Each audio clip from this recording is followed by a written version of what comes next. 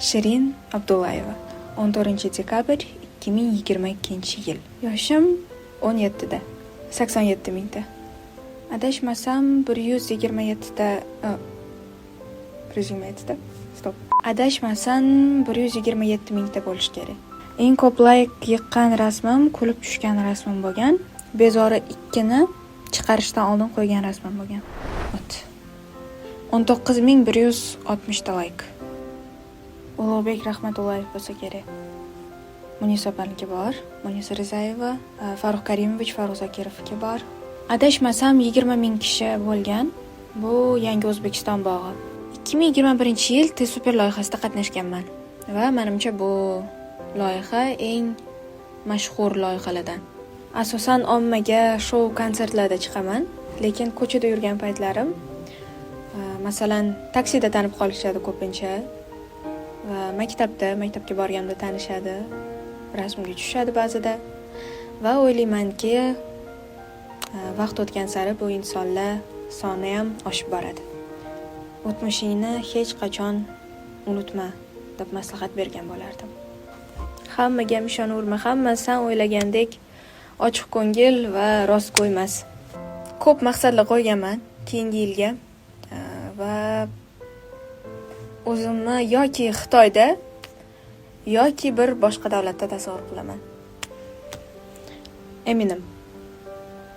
Yo'q, lekin u bilan ko'rishish katta orzularimdan biri.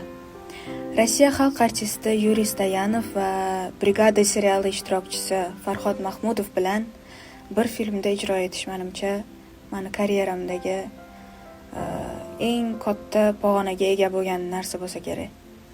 O'zbekchasiga bilmadim qanaqa bo'ladi, lekin rus tilida ko'raman bu filmni. Гордость и предубеждение.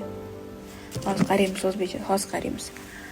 Ularni переводчикda qilganda sharaf va xurofot degan narsa chiqyapti. No, гордость и предубеждение. O'ta soddaligim va ishonuvchanligim. Nimaiki bo'lmasin, hammasi yaxshilikka qilingan va hammaga ishonmaylar. Hech kimga ishonmaylar bu dunyoda. Oila a'zolaridan tashqari hech kimga ishonmaylar. Amina. Katta orzuyim. Binafsharang va firuzarang.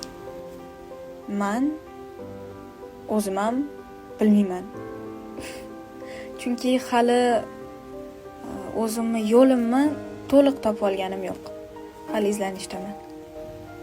Xitoy O'zbek shou biznesi yaqin vaqtlar ichida, qisqa muddat ichida juda ham keskin o'zgarishni boshladi va bu o'zgarishlar yaxshilikka deb o'ylayman, chunki o'zimga to'g'risi bu o'zgarishlar yoqyapti. His-tuyg'ularimni, xayollarimni to'liq ifodalab beradigan musiqa yozishni xohlayman. Azizlar, chunki obunachilar bular menga juda ham aziz insonlar deb hisoblasa bo'ladi.